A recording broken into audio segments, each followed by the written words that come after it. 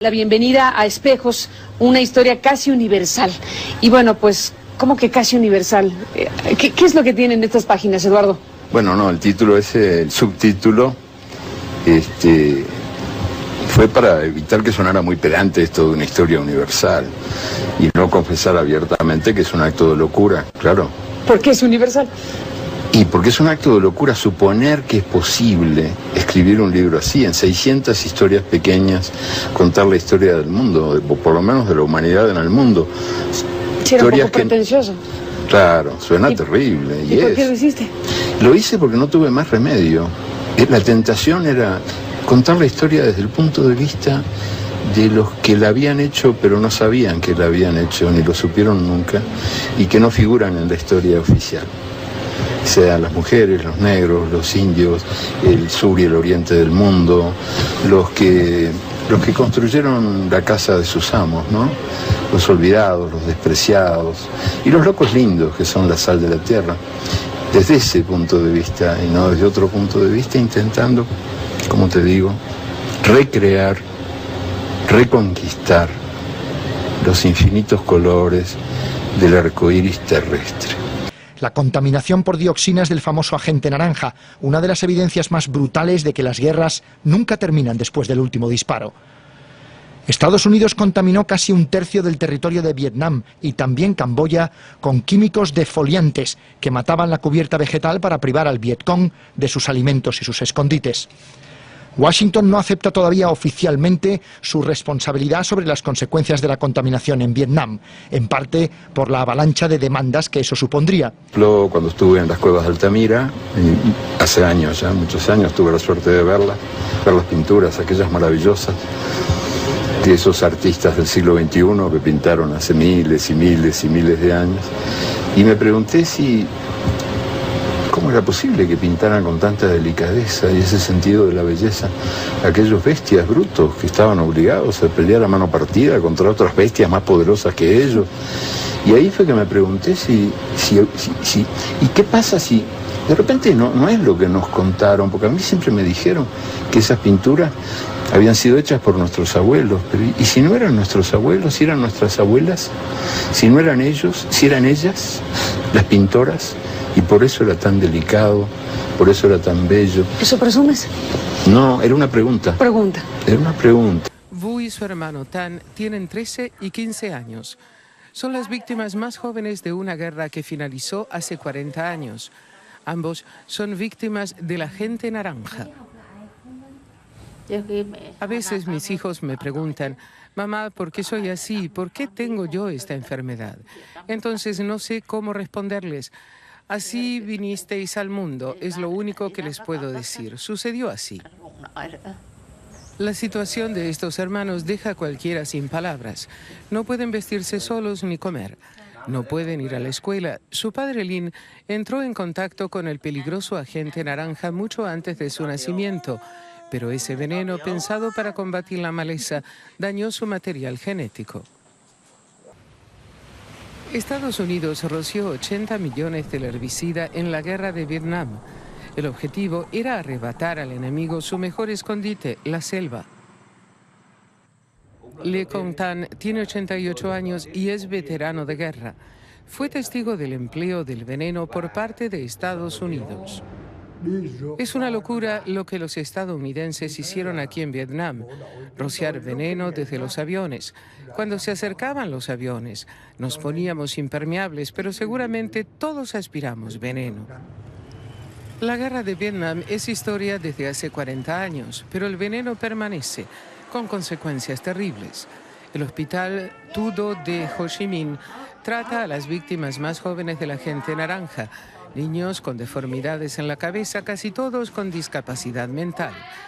El gobierno de Estados Unidos ha negado durante décadas que la agente naranja haga enfermar a los niños. Hace 2 años que empezaron a enviar dinero, $100 millones, aunque no admitan su responsabilidad. Sea como sea, es muy poco dinero y llega demasiado tarde para muchos vietnamitas.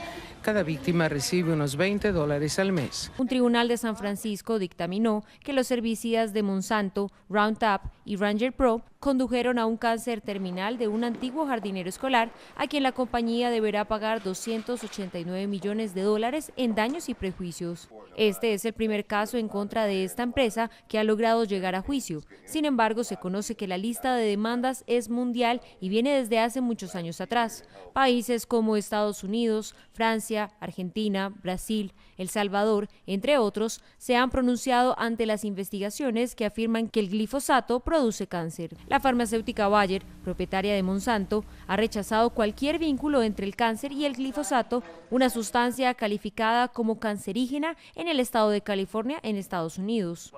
El glifosato no causa cáncer, es seguro y se ha demostrado durante más de 4 décadas.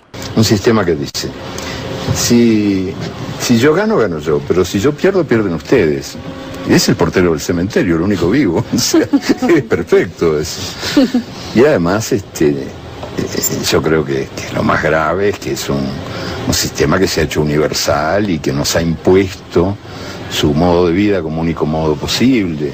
Y ahora nos encontramos con que ellos hacen uso del Estado para salvar al mercado después de haber aniquilado el Estado en los países nuestros en nombre del mercado. Festejan que nosotros tengamos esta tecnología. La festejan, la celebran. ¿Saben por qué? Si yo le pregunto a algunos de los que mencioné y otros que no voy a mencionar por qué, porque ellos piensan que eso le trae plata al país y parte de esa plata va a sus laboratorios. La inversión de Monsanto, importantísima también, inversión de $150 millones, que va a ayudar a la concreción de nuestro plan tanto agroalimentario 2020 como nuestro plan también industrial. Yo le comentaba, y la gente de Monsanto no lo sabía, que tenemos una Patagonia, por ejemplo, y tenemos también agua en la Patagonia. Me explicaba recién la gente de Monsanto, se los quiero mostrar porque estoy muy orgullosa, el prospecto de Monsanto. 2 semanas antes de la cosecha, el productor argentino, para asegurarse el nivel de humedad y asegurarse el último tramo, digamos, del desarrollo del poroto, estoy hablando de soja en particular, le echa una fumigada. Por lo tanto, el poroto ese va lleno de glifosato a la bolsa y lleno de glifosato va a la molienda si se ha transformado en harina y, por supuesto, a los pellets de los forrajes que después alimentan los chanchos. Y la otra cosa que me preocupó, que me plantearon los productores, es algo que pone en riesgo más del 20% de la capacidad agroindustrial productiva de la provincia, que es este fallo irresponsable acerca de las distancias alrededor de las escuelas en las cuales se puede no aplicar fertilizantes. Y la verdad es que si hay un gobierno que se ha ocupado del medio ambiente en este país y en las últimas décadas es el de Cambiemos. Entonces este gobierno se ha ocupado mucho de mejorar el saneamiento, de mejorar el medio ambiente, pero esta ley que se ha impulsado en Entre Ríos es una ley que pone en peligro el trabajo de muchos entrerrianos y hoy está vigente, por un amparo está vigente, e insisto, el gobierno de la provincia de Entre Ríos tiene que tener una posición muy activa y muy clara para lograr no destruir empleo por una ley absurda que no se basa en ningún rigor científico. Y ustedes me dicen, bueno, ¿por qué no le dicen al productor que no fumigue la última? Porque cae el rendimiento. Y el modelo es plata. El modelo debe ser así. Si hay que fumigar 4, fumigamos 4. Si hay que fumigar 6, fumigamos 6. No importa que después el poroto o el grano de maíz estén llenos de glifosato. No importa. Lo importante es que el rinde sea el que nosotros calculamos para que el negocio sea redondo. Y no se puede modificar eso. El otro día una periodista del BBC me preguntaba, ¿y cómo usted, qué pasaría si ponen reglas a eso? Se acabó el modelo. Se acabó el modelo. En cuanto uno empiece a poner presión sobre las recetas, los usos, las mezclas, los aviones, se acabó el modelo. El modelo consustancialmente es perverso porque habilita a usar todos los insumos del modelo ad libitum. Nos vamos, Eduardo. ¿Con qué frase te irías de este programa? ¿Qué idea nos dejas? Además de las muchas que ya escuchamos. Frase, no sé. Bueno, me iría con una palabra que amo, que es la palabra abracadabra. Abracadabra. Abracadabra es una palabra mágica, la que abre las puertas prohibidas, las puertas cerradas, las puertas secretas, abracadabra. Viene del hebreo antiguo. ¿Y por qué pensaste en esa palabra? Porque me gusta tanto. Hay varias versiones de lo que significa o lo que significó originalmente abracadabra, pero hay una versión que es la más creíble y la que más me gusta, que dice que abracadabra significa envía tu fuego hasta el final.